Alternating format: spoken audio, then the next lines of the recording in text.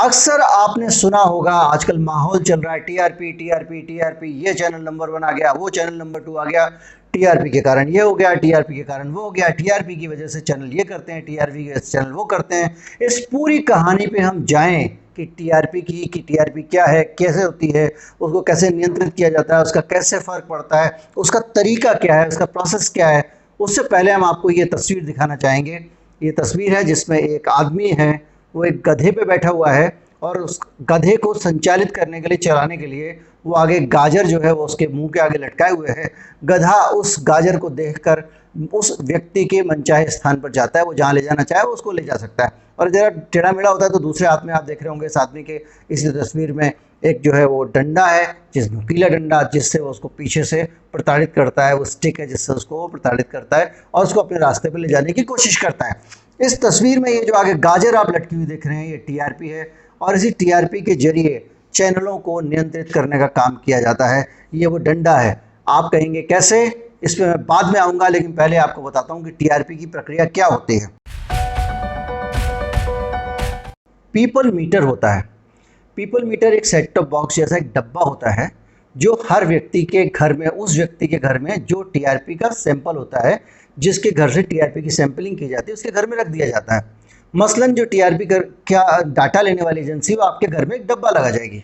उस डब्बे को लगाने के बाद में क्या होगा कि वो आपका पूरा, उनके घर पे वो अपना हिसाब लगाते हैं कि भाई इतने अमीर लोग होना चाहिए, जिसको SEC A कहते हैं, socio economic section A, B, C and D। इस तरह से वो 4-5 वर्गीकृत हैं, D एंड E है। तो उसमें जो है वो कि कौन से लोग A क्लास के लोग हैं, उसमें A क्लास के जो लोग होते हैं, SEC वाले, उसमें पढ़े लिखे लोग होते हैं और धनवान लोग होते हैं। इसी तरह B है, फिर उसमें मिडिल क्लास है, बहुत सारी चीज़ें। तो वो जब आपके घर पे मीटर लगा के जाते हैं तो उनके पास एक हिसाब रहता है कि ये आदमी SEC A का है या SEC B का है, ये फैमिली है।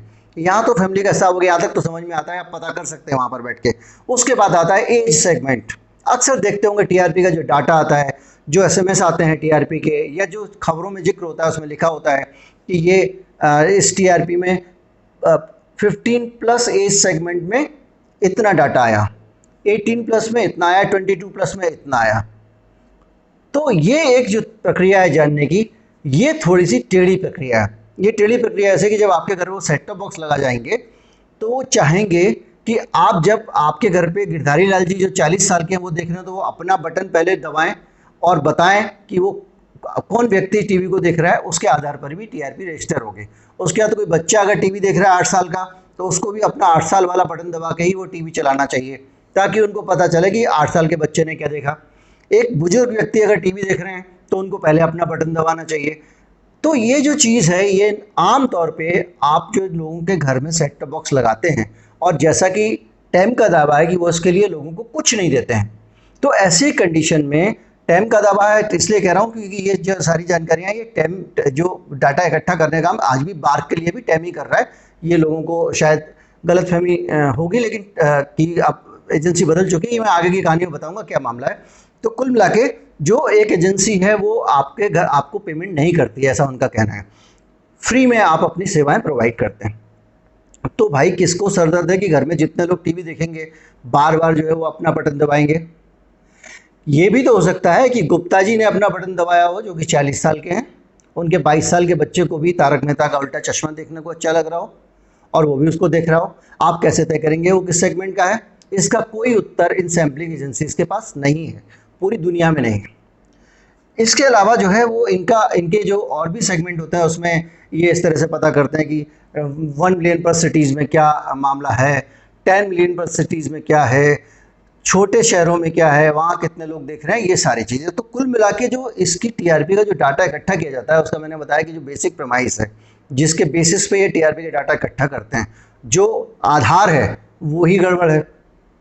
अगर मान लीजिए मिस्टर गुप्ता हैं 70 साल के, वो एक न्यूज़ चैनल देख रहे हैं और देखते देखते वो सो जाते हैं, तो आप उसको क्या मानेंगे कि क्या उतनी देर तक वो चैनल देखा गया या नहीं देखा गया? इसका एक उत्तर है एजेंसीज के पास।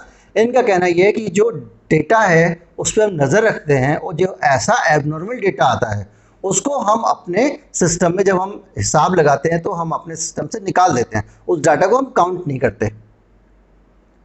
अगर आप उस डाटा को काउंट नहीं करते हैं तो आपका पूरा सैंपल साइज गड़बड़ा गया, जिसके आधार पर पूरी दूर आप काउंटिंग कर रहे हैं। चलिए मान लिया कि आपने उस हफ्ते के लिए वो सैंपल साइज छोटा कर लिया है, लेकिन फिर ये बताइए कि जो लगातार एवरेज टाइम स्पेंट मतलब टीआरपी को मैं वो एक तरीका है जिससे ये पता करते हैं, जो ये बताती है एजेंसीज की इतनी देर तक इस चैनल को देखा गया। तो एवरेज टाइम स्पेंट 2-2 घंटे क्यों आ रहा है? कौन आदमी ये 2 घंटे तक लगातार बैठ के एक चैनल देखता रहता है? किसी चैनल का 40 मिनट, किसी का 50 मिनट, किसी का 1.5 घंटा। एवरेज 1.5 घंटे का मतलब ये है कि अगर किसी ने 10 मिनट देखा है तो दूसरा आदमी जो है उसको उतना ही ज़्यादा समय देखना पड़ेगा। मान लीजिए एवरेज टाइम स्पेंड अगर 1 घंटा है, किसी आदमी 10 मिनट देखा है, तो एक और आदमी को 1 घंटा 50 मिनट देखना पड़ेगा, तब वो एवरेज होगा। तो ये कहाँ से डेटा आ रहा है? चलिए इसको भी हम छोड़ दें, इसके आगे बात चलते हैं। छोड़ने ऐसा तो इसमें कुछ भी नहीं है। फिर भी इस सब के बाद में एक बहुत बड़ा सस्पेंस है, वो ये है कि क्या ये डेटा सही जगह से इकट्ठा होके और सही जगह तक पहुंच जा रहा है?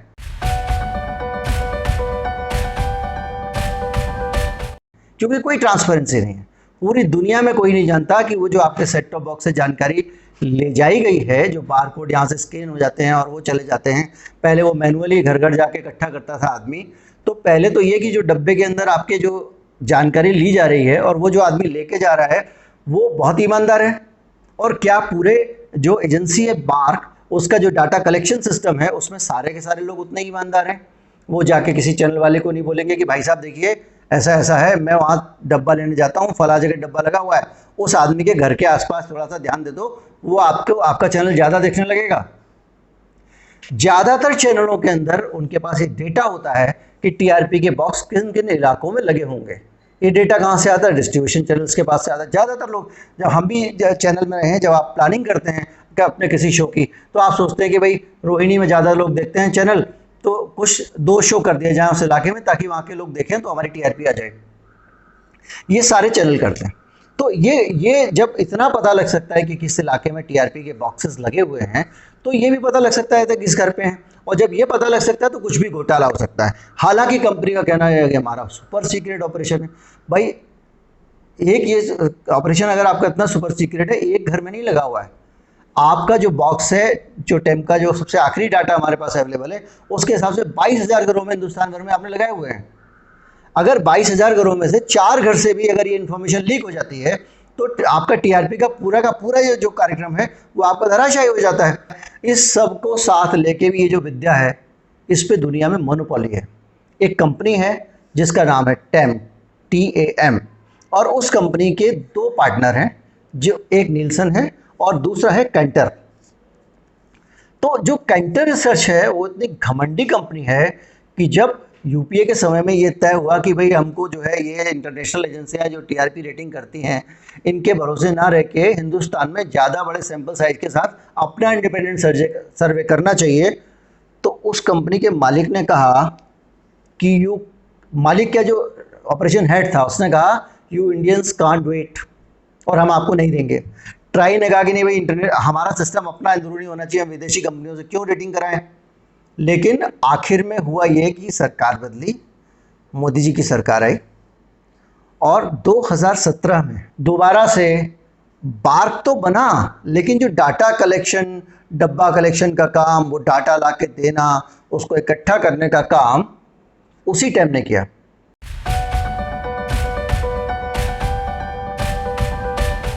और आपको जान के अचरज होगा कि जो 22,000 बॉक्स लगे हुए हैं उनमें से 12,000 बॉक्स आज भी टेम के लगे हुए हैं। टेम ने कहा कि हम आपको फ्री में डोनेट कर रहे हैं। उस कंपनी ने जो आपके यहाँ पे भी एकाधिकार रखती थी पूरी दुनिया में, लेकिन आज इस बहाने से उसका एकाधिकार हो गया। और यही बात सबसे बड़ी बात है जहाँ से एक शंका खड़ी होती है कि किस तरह से दुनिया में रेटिंग सिस्टम जो है उसको कुछ दुनिया की फोर्सेस कंट्रोल कर रहे हैं। आमतौर पे ये माना जाता है कि दुनिया में जितनी पूंजीवादी व्यवस्थाएं हैं, जितनी भी व्यवस्थाएं दुनियावी जिनमें ओपन मार्केट वाली जो नीति है, वो वाले जो देश हैं वो सारे के सारे जो है वो चाहते हैं कि जनता अपने अपने दुख की तरफ ध्यान ना दे, वो अपनी चीज़ों में मगन रहे। उसके लिए क्या है, टेलीविज़न, जब किसी ज़माने से लगातार कहा जा रहा है कि रेडियो टेलीविज़न का काम है जनता का मन बहला के रखना, और ये काम लगातार आप देखेंगे कि जो टाइम के जो डाटा आते हैं उनको आप देखेंगे तो जो मनोरंजक चीज़ें हैं जो आपके दुख दर्द, गरीब की परेशानी, मज़दूर की परेशानी, महंगाई, बेरोज़गारी, रोटी, कपड़ा, मकान के जो मसले होते हैं जिनके कारण लोग परेशान रहते हैं, उससे ज़्यादा आपको रेटिंग आएगी एक कुंजीलाल मरा नहीं, खली पे रेटिंग आ जाएगी, सुशांत सिंह राजपूत के ऊपर रेटिंग आ जाएगी, सेंसेशन वाली स्टोरी है, रिया चक्रवर्ती पे रेटिंग आ जाएगी। कोर इशू जो मेजोरिटी लोगों के इश्यूज हैं जिनसे सरकार के ऊपर फ़र्क पड़ता है, जिनसे सिस्टम के ऊपर सरकार भी उसी सिस्टम का हिस्सा है जो लगातार जो है वो कुछ खास बड़े उद्योगपतियों के बिजनेस को आगे बढ़ाने में लगी रहती है। वो कहती है कि इनका व्यापार बढ़ेगा तो देश की आर्थिक प्रगति होगी, और ये लगातार जो लोग हैं, ये पूरा का पूरा सिस्टम, ये टाइम जो है वो लगातार उसको डायरेक्ट करने में लगा रहता है। अब आप थोड़ा सा इससे दूर आएंगे तो आप ये भी देखिए कि ये कहाँ कहाँ है। उन सभी देशों में जहाँ पूंजीवादी व्यवस्था है, टेलीविज़न की जो सैम्पलिंग एजेंसी है टीआरपी देने वाली, वो अलग अलग नहीं है, वो एक ही एजेंसी है। ये सारी एजेंसी जो अमेरिकन इंपीरियलिस्ट वर्ल्ड है, जो दुनिया है अधिनायकवादी दुनिया अमेरिका की, साम्राज्यवादी अमेरिका की दुनिया है, उस पूरी दुनिया में एक ही कंपनी डाटा कलेक्ट करती है, और वो डाटा कलेक्ट करती है, या दूसरे शब्दों में कहें वो मार्गदर्शन करती है टेलीविज़न चैनलों का कि आप जो है वो इस तरह का कंटेंट दिखाइए, क्योंकि जैसे ही आपकी रेटिंग जिस तरह कंटेंट दिखाने से आती है, वो गधे के ऊपर बैठी हुई गाजर आपको उधर जाती हुई दिखती है, आप उस तरफ मुड़ जाते हैं, आप मूल मुद्दों से भटक जाते हैं। आपको गरीबी नहीं दिखती है, आपको पाँव में छाले पड़े हुए मजदूर जो यहाँ से लेके 1000-2000 किलोमीटर तक पैदल ट्रैवल कर रहे होते हैं, वो आपको नहीं दिखते हैं। आप उनको दिखाते हैं तो उस पर आपको टीआरपी नहीं आती है, उस पर आपको नंबर नहीं आता है। तो ये जो चीज़ें हैं, इससे कहीं ना कहीं ये शक भी जाता है कि जो दुनिया की बड़ी एजेंसियां कहीं वो मीडिया को नियंत्रित करने के लिए ये टीआरपी का हथकंडा तो नहीं अपना रही हैं। अब आप कहेंगे कैसे कि ये टीआरपी का हथकंडा कैसे अपनाया जा सकता है। मैं उसका एक उदाहरण देता हूँ। बहुत पुरानी बात नहीं है, बहुत नई बात भी नहीं है।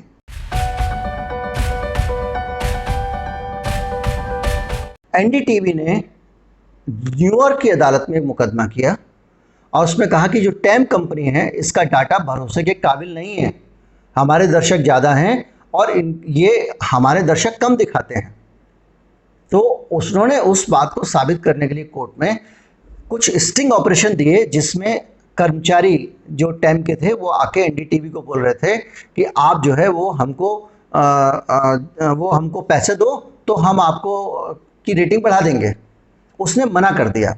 अब आज के संदर्भ में अगर आप आके देखें और टीआरपी की खींचतान देखें तो आपको हो सकता है लगेगा कि जो नंबर 1 में हमारे जो आजकल रिपब्लिक टीवी चल रहा है उसको मैनेज करके नंबर 1 किया जा सकता है, टीआरपी मैनेज हो सकती है। इसके बारे में तो खुद ब्रॉडकास्टर्स ने कहा है। हाल ही में जो TV9 भारतवर्ष की टीआरपी बढ़ी तो सारे के सारे ब्रॉडकास्टर्स इकट्ठे होकर चले गए शिकायत करने के लिए कि साहब ये कुछ ना कुछ गड़बड़ है, बात से कहा, और आपकी इनकी टीआरपी ज़्यादा कैसे आ गई अचानक TV9 भारतवर्ष की। अब वो अपने आप में बहस का विषय है कि वो TV9 भारतवर्ष की टीआरपी नंबर 1 आती है तो बहुत ज़्यादा चिंता दिखाई देती है, रिपब्लिक टीवी की आती है तो शांति होती है। वो क्या वजह है वो एक अलग मसला है। लेकिन बात यह है कि जब आप देखते हैं कि किस तरह से टीआरपी को पूरी तरह से प्रबंधित किया जा रहा है, और सबसे बड़ी बात यह है कि ये टीआरपी केवल नंबर देने का मसला नहीं है। ये टीआरपी जब आप देते हैं और आपकी टीआरपी ज़्यादा आती है तो इसका मतलब ये है कि जो विज्ञापन दाता हैं उनको ये संदेश दिया जा रहा है, अपरोक्ष रूप से नहीं बल्कि सीधे प्रकट रूप में, कि भैया ये जो चैनल है इसको सबसे ज़्यादा लोग दे रहे हैं, इसको अमीर लोग देख रहे हैं, इसको महानगरों में ज़्यादा देखा जाता है, ये एलीट क्लास चैनल है, इसलिए आप इस चैनल में ज़्यादा विज्ञापन दो, ज़्यादा पैसे दो, BMW का विज्ञापन यहाँ पे दो, एटलस साइकिल का आप इसको दे दो क्योंकि इसको बहुत गरीब लोग देखते हैं, उनके पास पैसे नहीं है। ये सारा का सारा डाटा बना के कौन लोग दे रहे हैं, जिनके बारे में आपको कुछ नहीं पता कि वो कैसे डाटा देते हैं, वो उनका डाटा देने का तरीका सही है गलत है वो कभी किसी को बताते भी नहीं है। लेकिन ये तो सवाल बड़ा साफ साफ है ना कि अगर एक घर के अंदर टीवी लगा हुआ है, कितनी देर तक किस उम्र के आदमी ने देखा ये आपने कह दिया और वो मान लेंगे और बदल बदल के टीवी देखेंगे, क्या ये संभव है? लेकिन उसके बावजूद आप उसको मानते हैं। 15+ में ये आया, 18+ में फला नंबर आ गया, वो आ गया, लंबा लंबा टाइम स्पेंड हो सकता है। मेरा मानना ये है कि मैं ये नहीं कह रहा हूँ कि हुआ है, लेकिन इस बात की पूरी संभावना है कि जो भी चैनल नंबर 1 या 2 आ रहे हैं वो कुछ ना कुछ मैनेज भी करते हो। मैं आपको उदाहरण ये भी देना चाहूँगा कि जब टाइम को न्यूयॉर्क की कोर्ट में चुनौती दी थी एनडीटीवी ने, उसके बाद से एनडीटीवी की टीआरपी कभी उठी नहीं है, उसके चैनल लगातार नीचे चले गए और मैं आपको उसमें एक और उदाहरण देना चाहूँगा कि जितनी क्वालिटी एडवर्टाइजिंग होती है हिंदुस्तान की, जितनी भी ज़्यादा बड़ी एडवर्टाइजिंग होती है, वो एडवर्टाइजिंग जिसमें पैसे खर्च किए जा रहे हैं, बड़े बड़े प्रोडक्ट, बड़े बड़े उत्पाद, महंगे उत्पाद, क्वालिटी एडवर्टाइजिंग, वो सारी एनडीटीवी को मिल रही है, बावजूद इसके कि उनके पास बहुत कम दर्शक हैं। कैसे मिल रही है? टीआरपी तो कह रही है उसको कोई देख नहीं रहा है, वो तो कह रही है कि रिपब्लिक ही नंबर 1 है, 50% के आसपास अंग्रेजी चैनल में उसका मार्केट शेयर है, मतलब आधे लोग हैं। ये हुई टीआरपी के मेथड की बात। बाकी टीआरपी का ये जो आता है, इसकी टीआरपी 12 हो गए, 14 हो गए, ये मैं आपको बता दूं, ये नापने का तरीका जो है ये मार्केट शेयर है, कितने प्रतिशत लोगों ने किसको देखा। रिपब्लिक टीवी अगर 19 आ रहा है तो 19% है, आज तक 18 है तो 18% है, 20 आ रहा है तो 20% है। ये एक इसका नापने का तरीका है। इन सारी बातों के बीच में मैं ये कहूँगा कि अगर ये जानकारी अच्छी लगी और ऐसी जानकारियाँ लगातार हम आपके लिए निकाल के लाएंगे तो आप हमारे चैनल को सब्सक्राइब करें, चैनल को, इस वीडियो को अच्छा लगा हो तो लाइक करें और लोगों को आमंत्रित करें, शेयर करें। अक्सर लाइक, सब्सक्राइब और शेयर करने में आप चूक जाते हैं, जिसकी वजह से चैनल की दर्शक संख्या तो बहुत होती है इसके वीडियो की, लेकिन लोग उसको सब्सक्राइब नहीं करते हैं। मेहरबानी करके सब्सक्राइब करें ताकि ये चैनल और ज़्यादा लोगों तक पहुँच सके, आपको भी नई नई जानकारी दे सके। नमस्कार।